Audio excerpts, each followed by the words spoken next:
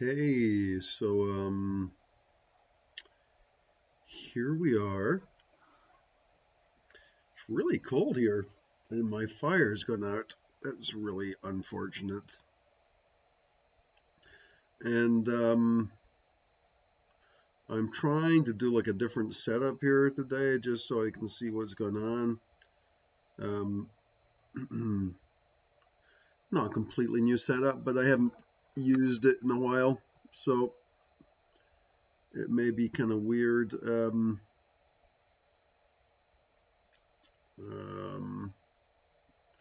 some light. Wow, that's really bright. And I'm just trying to figure out where everything is quickly, just because the setup's a little different. So what's happening here is I'm streaming this, so like it will seem the same to you, but there's a slight delay on the signal, I guess. So it's like there's a slight delay, and then the chat is like in a different place, so I can't actually see the chat if I'm talking. Maybe that's a good thing. Live chat, top chat. I don't know. That's usually like up. Can I make that smaller? Maybe I can. Let me just try this. Mini player. There we go. Yay. Okay, I'm back to normal. Oh, it was back to normal. Sorry for the technical hassle here. This is just getting used to what I'm doing here. There we go. Okay. Yeah, so I don't know. Uh you know the I think about Rupert Sheldrake, Ram Dass. Who's the other one I was thinking about? Jordan Peterson. Those three guys, they're all really interesting guys. And one of the things that's quite interesting about all of them is they've all kind of gone back to their old, to their sort of religions of birth, right? So Ram Dass went back to Judaism after going to India and everything. He went back and started like understand Judaism again. Sheldrake and Jordan Peterson both sort of got back into Christianity, right? I think Sheldrake was into the whole Eastern stuff too for a while, which I'm very much into, right? However, I did have that experience a few months ago with the Virgin Mary, which, yeah, that was during I was doing this Durga mantra for this tantric period, and during the mantra, the Virgin Mary emerged. So that was a big surprise at the time. But it did make me think about those three guys and like their sort of like revisiting of their Christian tradition or whatever, right? The Jewish tradition, and how does that sort of figure in? Plus, the truth is, I've had a few experiences of the Virgin Mary, and before even that, you know. So there is this idea that the Virgin Mary appears very much as an expression of Shakti, right? Which is pretty interesting. Mathis. So yeah. So this what's interesting about it is like so I was doing a meditation this morning, and so the meditation. And I've spoken about this a whole bunch of times, right? So like I've spoken about like using desire and sensuality as like a meditation object, but like the idea of like or you know what the supposed the neo tantric idea of meditating on sexuality, right? Or like what's that girl's name on? She's on Instagram all the time. She's I've forgotten her name. But all the neo tantric. There's like a couple of neo tantric channels on Facebook, and all they talk about is fucking, right? Sacred sexuality, whatever you want to call it, right? Which is cool. No problems. I mean, I'm totally done with that. I think it's really valuable, to be honest with you, right? It's really valuable. Um, but but the interesting thing about this is totally agree. The interesting thing about this is like the sexuality. is, well, one of the things I've talked about this, I've talked about this before about the transformation of sexual energy, and how like one way to transform it is literally moving up the tree of life. As like a metaphor, I guess, like from the vagina into the uterus into the womb, right? So if you're in the womb, it's still it's sort of a sexual place, but not really. It's like a different. It's like a more, yeah. It's a different style of place, right? In there, and so it's quite an interesting place, because obviously the womb is where Christ emerged from. And it's also, what was interesting, I was thinking about this today, and I actually did a video about this quite a while ago called Lakshmi's Womb. And in the Lakshmi's Womb video, I did, actually, part of the reason I'm streaming this is because it will allow me to play something. So I'm just going to see if this works. Hopefully it'll work. Hold on a second. Let me just make sure I'm queued up here so I don't look like a complete moron. Yeah, so I'm not sure if you'll be able to hear this. Hopefully you'll be able to hear it. That would be cool if you could hear it. So the video Lakshmi's Womb, I'm just going to play it if I can. Hold on a second.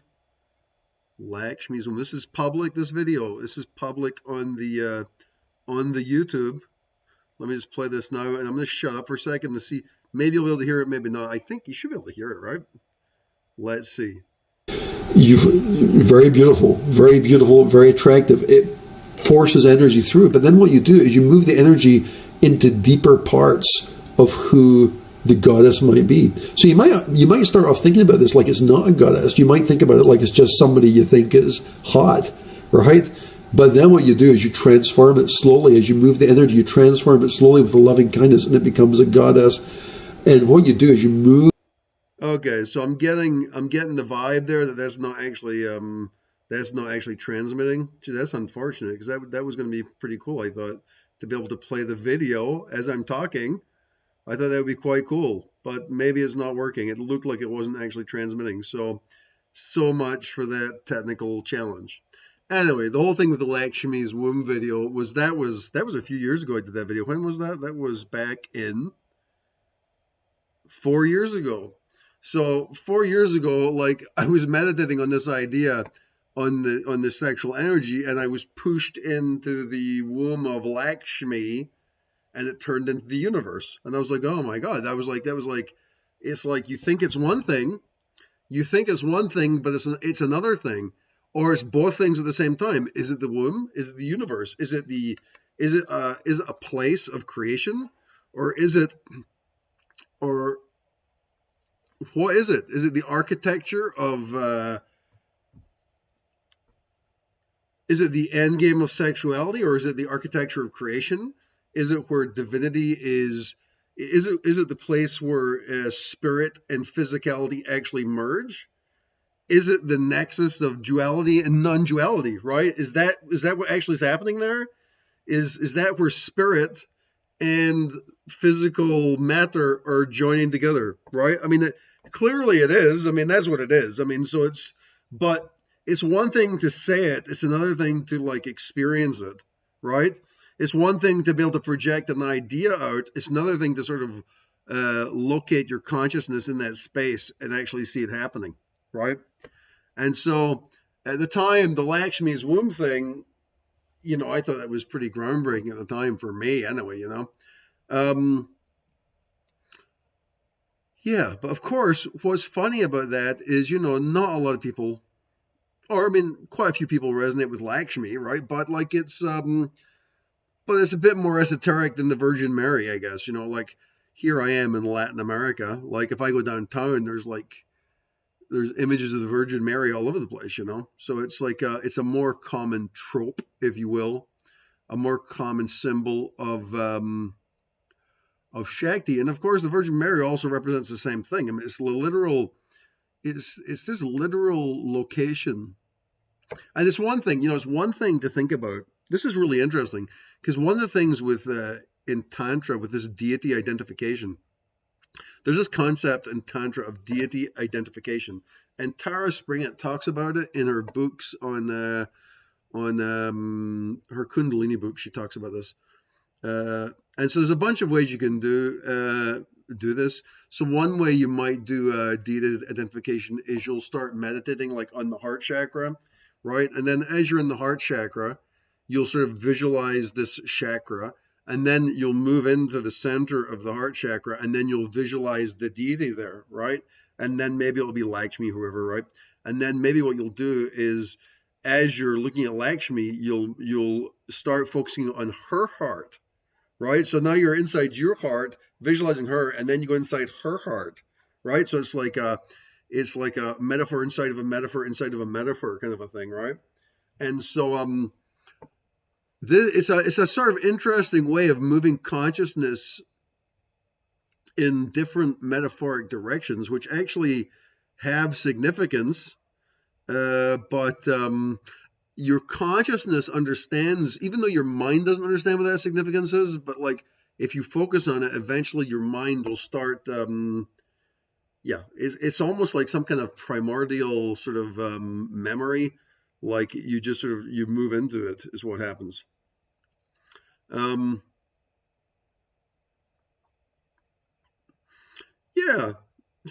Any form that resonates with you.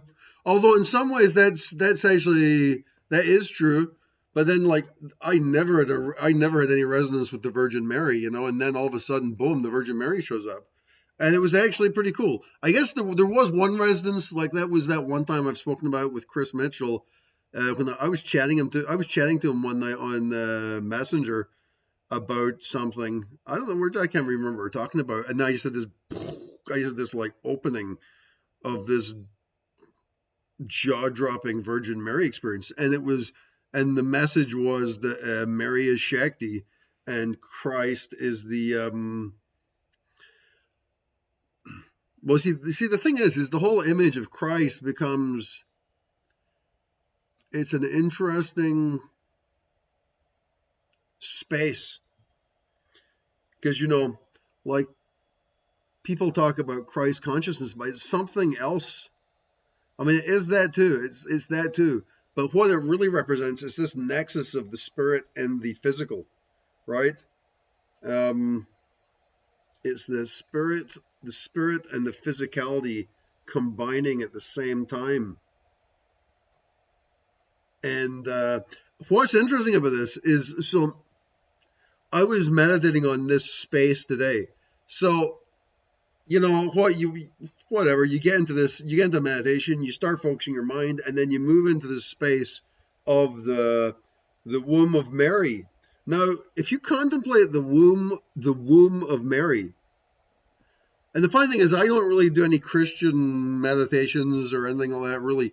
So it's like a new space for me, and you wonder, like in the tantric space, there seems like there's maybe, just based on a lot of like the neo-tantric stuff, it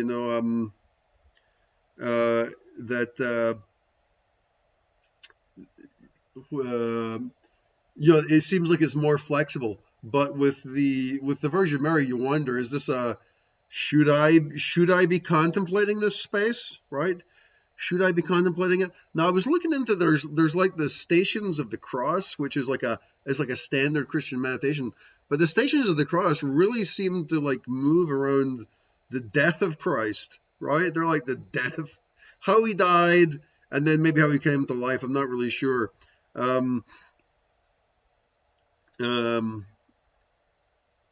then, but it seems to me that like the Stations of the birth of Christ is kind of, it's almost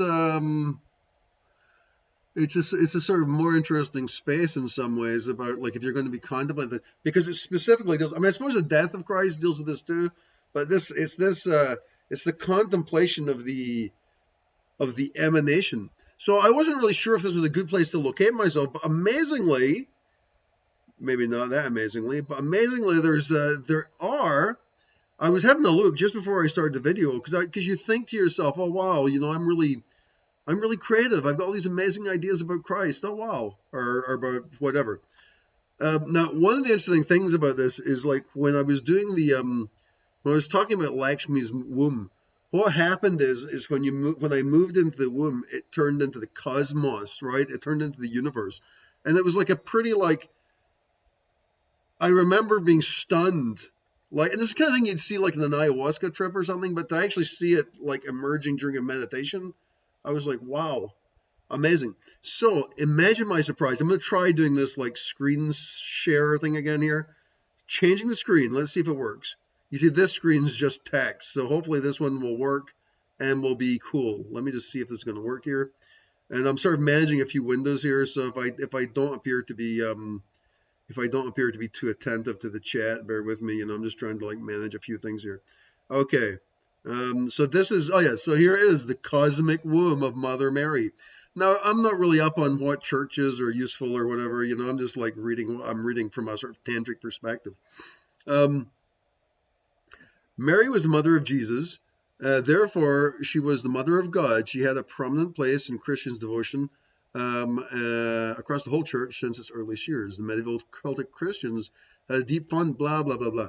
Now, there's actually a really beautiful prayer here, which doesn't really have much to do with what I'm talking about, but it's such a beautiful prayer, I'm just going to read it because it's valuable to read beautiful things. And I recognize beautiful things when I see them. Gentle Mary, noble maiden, give us help. You are the shrine of our Lord's body. You are a jewel box of mystery, Queen of Queens, pure holy maiden. Now, every time I see the word jewel, that tweaks me because, yeah, I mean, jewels are a big part. That's a big thing for me, jewels, right? It's a big symbol which comes up during meditation all the time. Pray for us that our many transgressions may be forgiven for your sake, O merciful one, O forgiving one, with the grace of the Holy Spirit. Pray with us, our King, the fair judge, King of the good and fragrant clan, the fair branch of Jesse's tree in the beautiful hazel wood. Pray for us until we obtain forgiveness for our many sins.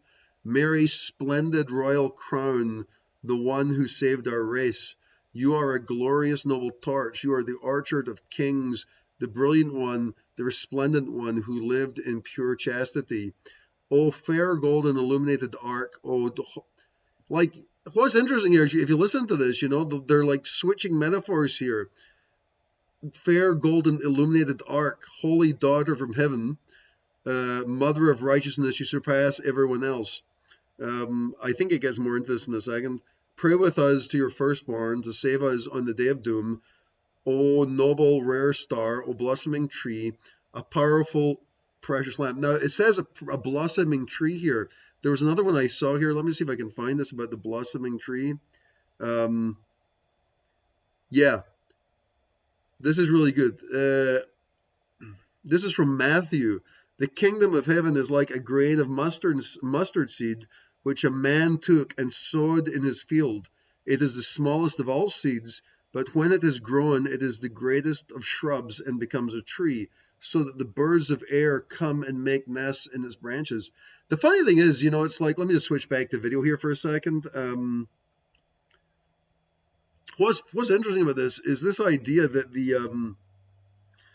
it's really easy to be negative about Christianity, right? I mean, I've been negative about Christianity all my life, but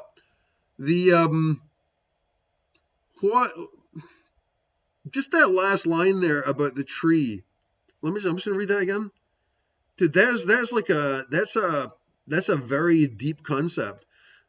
And this is like a famous parable, right? The kingdom of heaven is like a grain of mustard seed, which a man took and sowed in his field.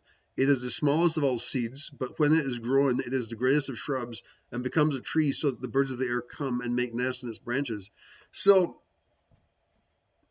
just the idea of like a seed, like life emerges from a point, and it doesn't just emerge from a point, but attracts other life to it, right? So it's what's actually these parables are trying to express sort of concepts of the infinite manifesting into the physical reality. And a seed is kind of like the womb, right? It's kind of like it's a different form of the womb. And so I think that was what I was trying to point out there when I sort of paused. I sort of paused at the part of the poem when they said that it was an ark, fair golden illuminated ark. You see, the ark, what they're trying to say there, they're trying to point out that the womb is symbolically more than it's not symbolic. The problem is metaphor and symbol is the only thing we got to understand this stuff. That's the most powerful tool we have, and it's not powerful enough. So you have to like combine metaphors and do all kinds of crazy language tricks to try and convey the power of what you're talking about, right? But it's way beyond that. I'm going to finish off the poem because actually it's not that long. Okay, I'm just going to finish off the poem because I started it, and then, the noble guest was in your womb for 3 times 3 months, fair fragrant seat chosen by the king, glorious royal porch through which he was incarnated, the splendid and chosen son, Jesus, son of the living God, for the name of the fair babe that was conceived in your womb, for the sake of the holy child that is high king in every place, for the sake of his cross that is higher than any cross, for the sake of his burial when he was buried in a stone tomb, for the sake of his resurrection when he arose before everyone, for the sake of the holy household from every place until doom. O Mother Mary, be our safeguard in the kingdom of good Lord, that we may meet with dear Jesus. That is the prayer. Hail Mary, full of grace. Okay, there we go. I kind of rushed that, and sorry about that. Anyway,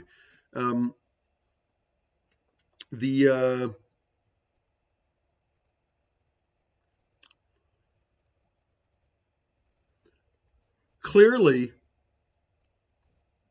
positioning yourself in the womb of Shakti is an original idea. It was original to me back when I was doing the Lakshmi's womb. I was like, wow, what a groundbreaking original idea. And it was original for me. I don't think I read that anywhere.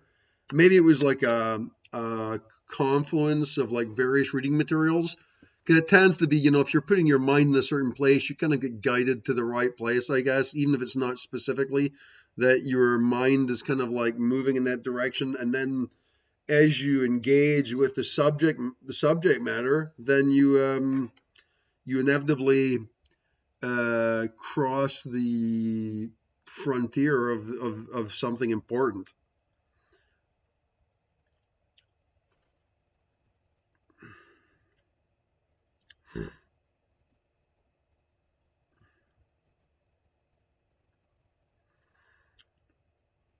Oh, I'm just having a look at my notes here quickly.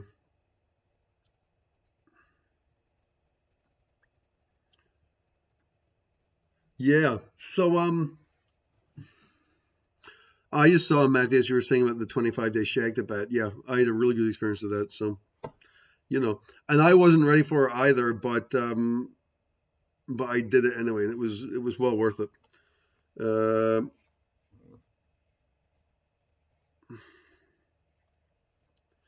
Yeah, I mean, the stories are easy to remember, like you're saying, but I think what happens is like when you contemplate, like I think this is the idea, the whole idea of meditation is like a couple of things. There's like the idea, let me just write this down so I don't lose my place here. And metaphors. Yeah. So one of the things I said in my post today was that if you're meditating on the space, like for example, if you're meditating on the womb of Lakshmi or of Mary, that's not exactly it's not exactly a non-dual meditation, right? Basically, you're meditating on the contents of consciousness, right? So you're meditating on contents, which Nisargadatta would say is an error. It's an error. But I mean, from my perspective, I think it's okay to meditate on that stuff, because one of the things that often happens with a lot of not often happens, but it happens enough, that when people move into non-duality, they become a little unbalanced, and that's really easy to do because it's really unbalancing. when you become aware that whatever that is, you know, I mean, it's just it's unbalancing by its nature, just because all of a sudden you realize that everything's a play. Everything's just a big theater, you know. And so one of the things which Igor Kufayev spoken about is the idea of I think they call this, what they call this in Tantra, Kamatkara. Kamatkara is the idea of finding divinity in beauty, right? So Igor Kufayev, I think he saw this the first time when he was painting, and he got so deep into the beauty of, like, not just the picture, not just the theme or the subject, but then into the colors, and then into the form of the brushstrokes, and then into the interplay. And so there's like all these different layers of beauty, and that was like his entrance point into this Kamatkara, which was like the expression of divinity on like a multi-level, multi-layered expression. And yeah, and I think that's part of the reason why, even though it's like it's a dualistic meditation, allowing yourself to meditate on the divinity of Mary, or what you're really meditating on is the mystery of this expression, right? So it's one thing, and in a way, I think the non-dual people are often there's a bias, right? There's almost like a bias, like, okay, I am not that, right? Period. And that's like the cool thing about I am not that is it's a very simple meditation, and it's almost like algorithmic. It's like you stay on that, and like an icebreaker crashing through the waves, like everything moves away, everything like gets pushed away from that force, you know. But it is an assumption, right? It's kind of like an assumption which he heard from his guru, and that probably his guru was correct, and that's cool. But you know, when you're starting out, you don't know that, so you're just using this algorithm, but you don't actually know. And the algorithm of I am not that doesn't reconcile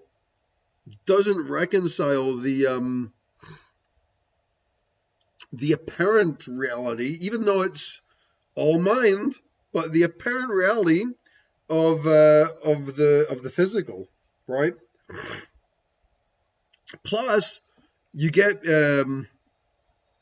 like Nisargadatta and all those guys were kind of like they were kind of like, you know, and the mind is poisonous. It's, you know, once you see what it's doing, it's not your friend, right? And there's this a huge amount of negativity to it, which is fair enough. You know, I see that. But the tantric aspect, which almost tries to contemplate the whole picture, just it seems a little more balanced in some ways.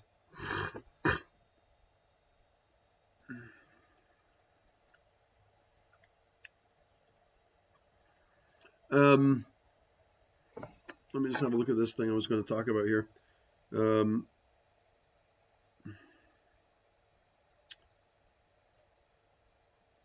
Yeah, so what's interesting about this is the womb. The womb. There's basically two places I mean, usually what people are talking about is the heart, right? Which is obviously what people talk about a lot when they're talking about Christ, right? There's a lot of talk about the heart.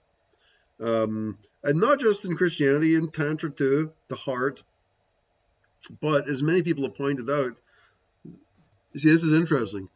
As many people have pointed out, the heart doesn't refer to the physical human heart, nor the heart chakra. The heart is pointing to basically non-duality. Is the sort of the higher, it's like the higher self, right? That's the heart. So there's three hearts: physical heart, heart chakra, and the heart, right? And so in a way, the heart,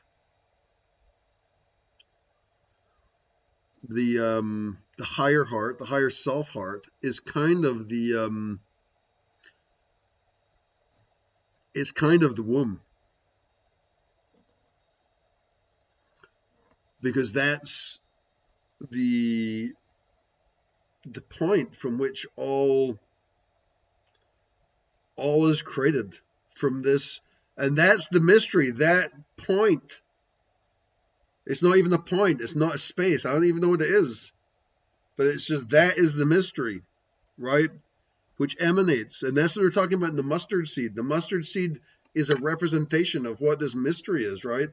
The womb of Mary is a representation of what this mystery is, right? I'm reading what you're saying, Matthews. I'm just trying to stay focused here, yeah, just so I don't go off on a tangent before I'm ready. I'm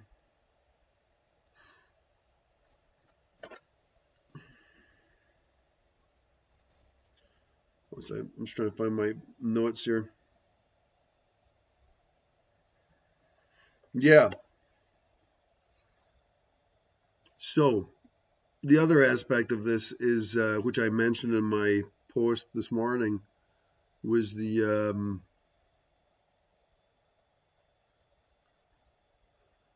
it's interesting because, you know, like the womb, dude, the womb has literal architecture to it. I'll tell you, this is actually quite interesting. I've been doing quite a lot of I've been watching a lot of autopsy videos, like especially well, a lot of autopsy videos, and it's really just to try and learn about the human body, because I do a lot of meditation, like through the brain, and so a lot of the videos I'm watching is to try and understand better the brain structures as I'm moving through them, right? So I'll be like moving through the cerebellum, into the hippocampus, into the amygdala, and I pop up to the pineal gland, go through the thalamus, the hypothalamus, go down into the pituitary gland, and then out the third eye, for example, right? And then you can go into the white matter and the gray matter of the brain, go through the different lobes of the structures, and you might be thinking, oh, why are you doing this? I mean, a lot of it is just exploratory, you know, but there's also been some, you know, I did a video a while back about moving into the thalamus. Like if you hit the thalamus just right, you can move into like the Buddhic realm or whatever, and you can there's like some big event kind of stuff that happens there potentially, so yeah, part of this is understanding the architecture, is understanding the physical architecture of the body, right? And so why would you do that? Well, here's the interesting thing about it. I didn't want to do it. And I can remember, like, since I was a kid, like, dude, looking at that stuff freaks me out. When I was a kid in high school or in grade school in Scotland, there was buses, like at the end of the day, there was buses which came around, and they're like, all the kids went out to get their bus at the end of class, and there was like an ice cream van and stuff. And one day this kid jumped up onto this. The kids were all crazy and they used to jump up as the buses came in, big double-decker buses. They jump up and hang on the bars and come flying around. And of course, one day, one kid slipped and went under the bus, and the bus went over him, and his guts came out of his mouth, and it was a bit of a scene, you know. And the first thing the teachers did was they took off his jacket. This guy took off his jacket and threw it over the guts, so you couldn't see what just happened, because what the fuck just happened? It was just, it's beyond belief, right? So there's this idea that it's almost like our approach to truth, because it's just truth, right? The organs of the body are just truth. But I mean, a lot of people, you know, you can make so much money by being a surgeon or a doctor, so why don't people do it? And a lot of it is like, dude, you hear a lot of people saying, you know, I just can't stand the sight of blood. What does that even mean, right? I can't stand what it is or it's gory. Oh, it's so gory. It makes up horror films about gore, right? There's like, it's gory. Oh, it's so horrible. And it's like, what? Dude, it's just truth, right? It's just the presentation of the physical interior of the architecture of our body.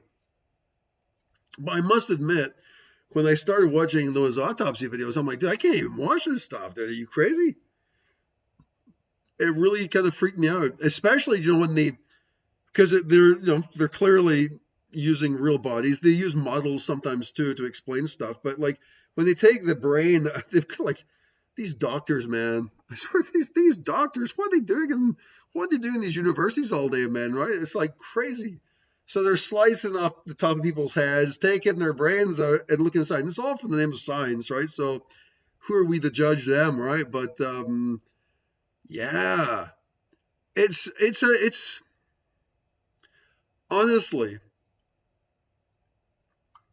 that the study, that kind of study, which is so invasive, and we can say it's for the name of science or whatever, right? But it's much more,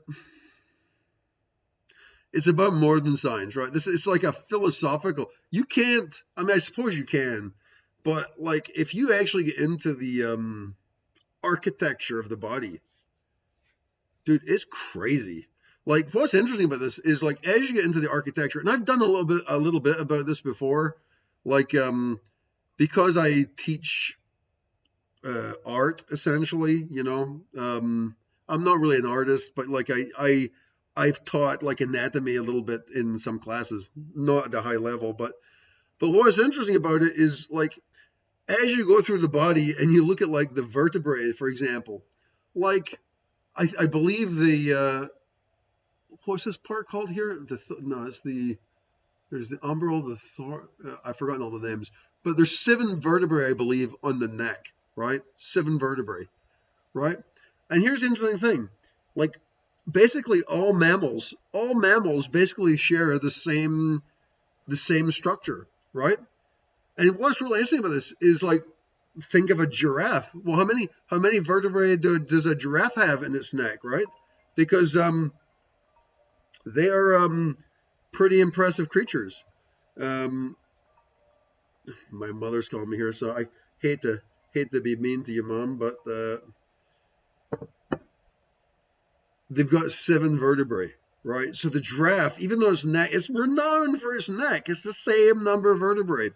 And so this architecture, and then and like a lot of times the organ structures, the positioning of it's different or various things, but it's like it's pretty amazing. Now, of course, this is all tried to be explained away by evolution, which I don't think really explains any of that stuff. And like just the whole idea when you start seeing the mechanical structures, they're too intelligent. Like for example, there's like hinge joints on the last vertebrae which hinge into the skull, and then the arteries, there's like holes on each vertebrae through which the arteries go through. It's a stunning, intelligent design, right? Speaking of somebody who often tries to design stuff, it's just the design is astonishing. It's astonishing design level of work, totally astonishing. And that's just like the brain section. But then obviously when you get to the as you're in the brain, you get this idea, this architecture is actually something special. It's not just, I mean, those shapes, the shapes of the brain structures, why are they that shape? Right? If you look at the ventricle system, what is going on there? So you get this feeling there's higher intelligence involved. And it's not just a feeling. You might look at those images and think, oh, wow, that's an intelligent design, but meditate into it. Dude, it just emanates intelligence, right? It's not I'm not extrapolating. It emanates it. It radiates intelligence. And so the same thing happens in the womb, right? So when you get into the womb and the structures, the structures of the womb, which extend out beyond the womb into the mechanics of attraction, right? So the mechanics of attraction of the feminine and the masculine, right? There's how does that work, right? There's a what is that? There's like an energetic, mechanical, which intersects with the astral, right? Because the astral plays a big role here, right? There's like a sheath of astrality in the realm of attraction, which guides towards the womb. And oh wow, okay, whatever. That's not, but again, this is another thing which is replicated, like the giraffe's neck, right? Why are bees attracted to a daffodil, right?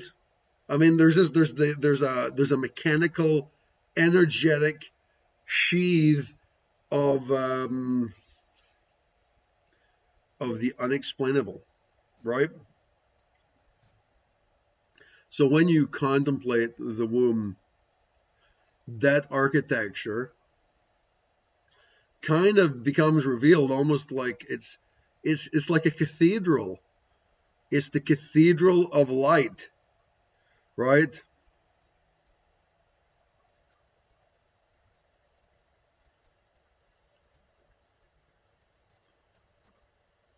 And it's funny because our world is so absorbed with our world is so absorbed with the outer sheath, right?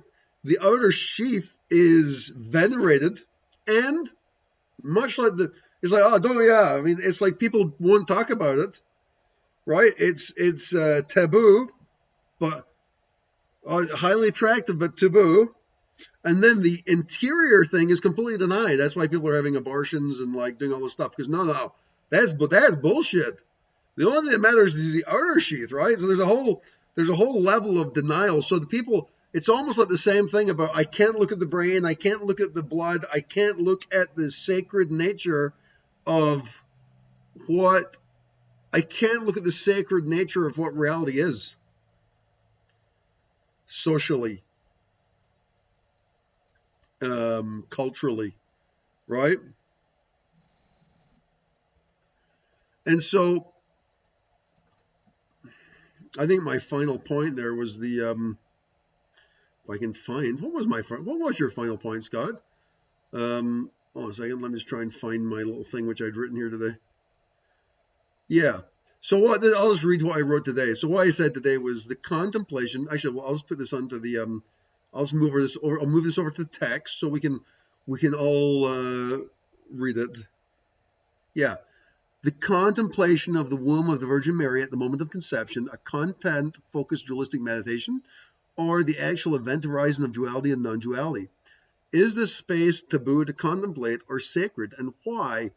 The literal feminine architecture is the temple of embodiment of spirit. When empires fall, the temples are defiled and excoriated. The divine source of meaning is intercepted, leaving only power dynamics and war. Yeah. And so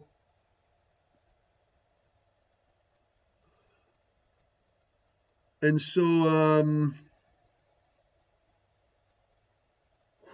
say? What the hell did I just say there? There was something about that. And when empires fall, the temples are defiled and excoriated.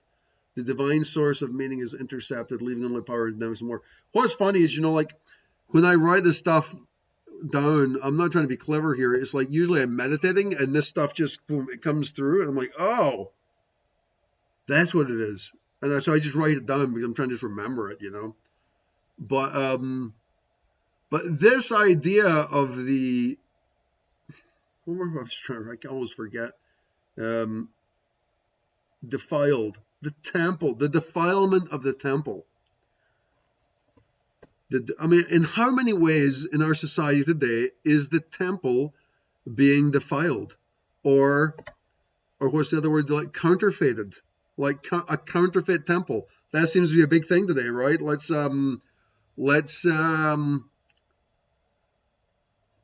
counterfeit women, and then with real women, let's desacredize the process, and then defile the outer sheath by the propagation of porn and overt unconscious sexuality based in fear. I can't look. I'm looking. I can't look. Right. So there's a whole contrast of like negative forces working against each other, which can't reconcile the truth, because they can't face the truth. And dude, that's actually quite a powerful thing, because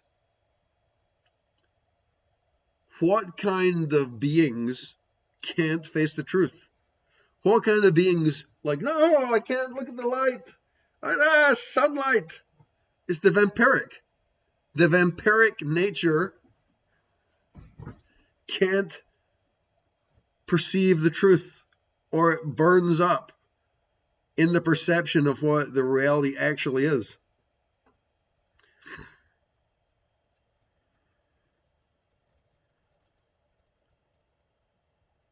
So that seemed pretty interesting. So I don't know what I'm saying. I guess I'm just saying that, it's worth contemplating these things because they have value, even though we have difficulty confronting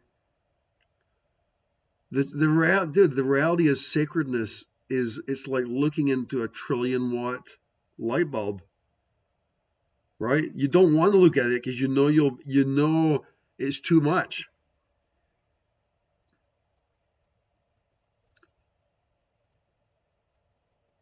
But any way that we can possibly align ourselves with that sacred energy, right? I mean, even if it's reading like a poem about the Virgin Mary, or if it's reading some passages from the Bhagavad Gita, or whatever it is, anything which allows us to slowly align. You see, those channels of truth are already there, right? They're already there. We're just not aligned with them. So anything you can do,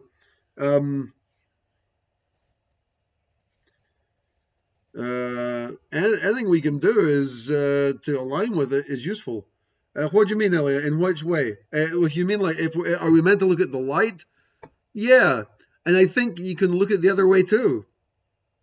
But the other way, like the thing is, I don't think the demonic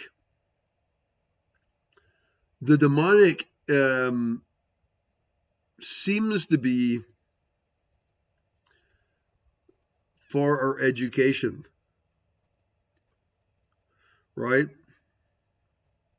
I feel really sorry for a lot of people. I mean, like, I'm far from being a well-aligned person with this divine vibration, but I see people way worse than I am, man. And I'm not comfortable with myself. I'm like, I've got to align more with this. And the thing is, it's not even, what's funny about it is, I'm not sure what you're trying to say there, Ilya, but some people might say that, hey, listen, I hear what you're saying about this divinity, but like I find this stuff really attractive here. There's a lot of really attractive stuff here. And, hold on a second. There's a lot of really attractive stuff, and I don't want to give that up, right? Like, I want to look at the goods. I want to look at this stuff. I want to enjoy the sex. I want to have fun. I want to do all these cool things, right? And that's totally understandable. But I think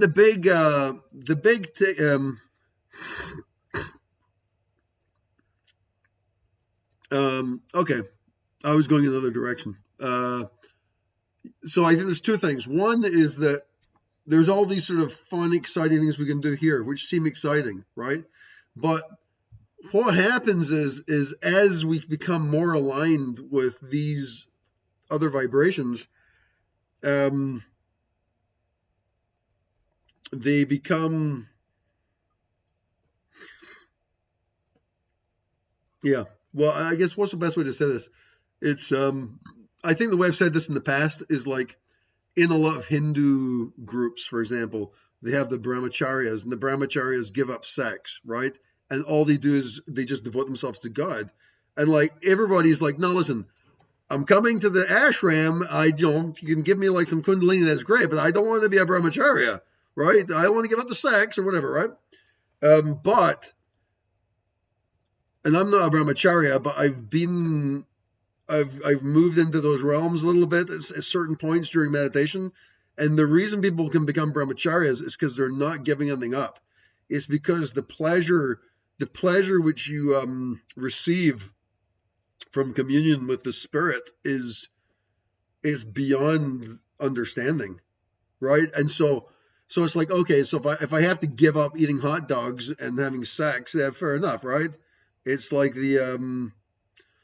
it's just so unbelievable. So yeah, so I think what you're saying is kind of true. Like if it feels intense and overwhelming, then yeah, I mean it's not the right thing at this time. I've certainly been to spaces in consciousness where it's like, holy shit, right? It's like this is way too powerful. It's way too powerful, and I'm out of my depth, right? So you can move into these spaces where you're completely and utterly out of your depth.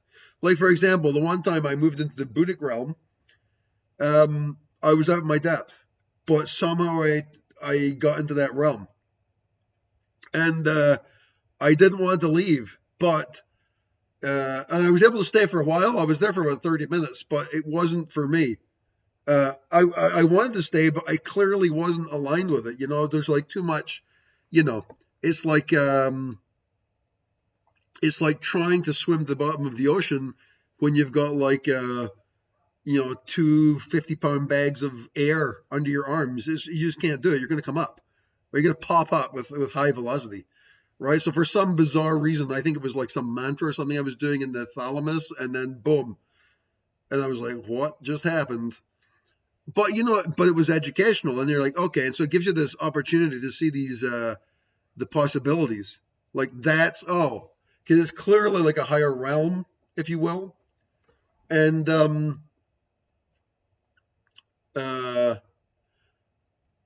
but I didn't. I think it's probably I didn't have the lightness of spirit to stay there, so I'm literally my soul is too dense to maintain that sort of connection, right?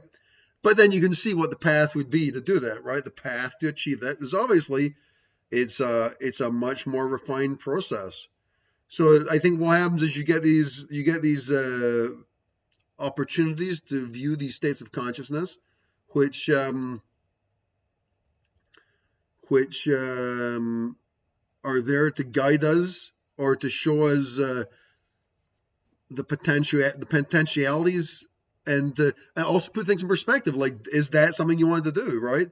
Because there's certainly, I mean, the one thing about the womb of Mary was that like divinity came down to the womb of Mary, right? And so there was it goes in both directions, right? And the one tenet of Tantra, which is the Kamakkara, is that the layer of physical reality is every bit as divine as the Buddhic realm. We're just not aware of it yet. So, like, I think this is one of the things that happens with Vipassana meditation is like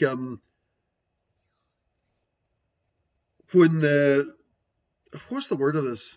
I've read a few Vipassana books which get really deep into how they meditate, and so they'll start off and they'll be moving their consciousness around their body, but then they'll start moving into their body and then into like the actual particle structures, right? And so, but what it is based very much based on the well, That's the interesting part about it. Is based upon the physical body, but they clearly, when you start moving into visualizations of the particles, it's a visualization. You've actually moved into the astral plane, right? And so what they're actually doing is they're moving from what appears physical into the realm of the Tao, I guess, right? It's the realm of this mystery. Like, we don't actually know what it is. And so the visualization or the astral plane is the interface into that. In the same way, it's almost like you're moving into the womb again through the hand or whatever it might be. So you're through the particles. You're moving into the actual womb of the heart, of the higher self heart, right? So that's kind of like why I like the Tantra, is because the Tantra, you don't have to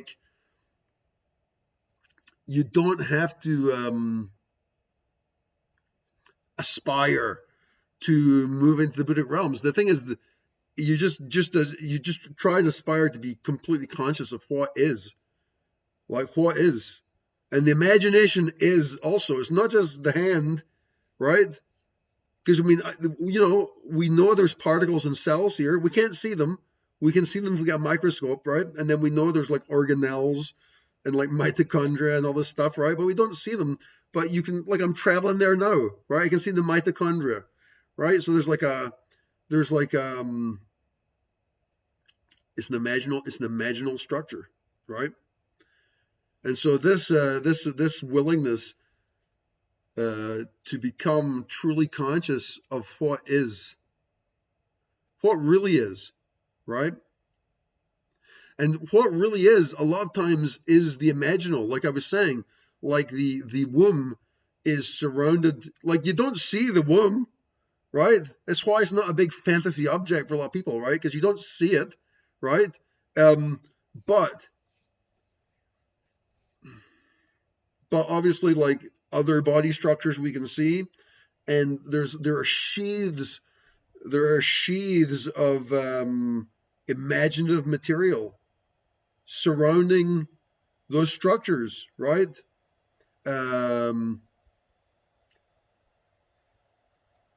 What's the word I'm looking for here? Ancestral material, right? What do you mean by that? Marilyn Monroe, not from our generation. People still think she's sexy, right? Cleopatra, right? Whoever, right? Oh, there's this sort of like fractal emanation of the divine nature of sensuality, right? Which is represented in our minds as an imaginal sheath, because it's not real, right? But it may play a big role in. I just saw my cat over there. I was like, "What is going on there, man?" I just saw something moving in the background.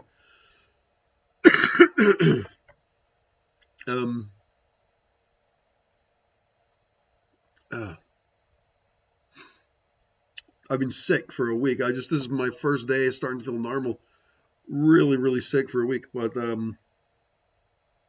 looks like I'm actually better now. Hallelujah.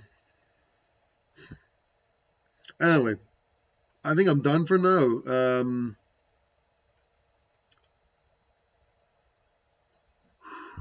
Yeah, that felt pretty good. Just a little chat about about this stuff. I've been so sick, I haven't really been able to meditate that much because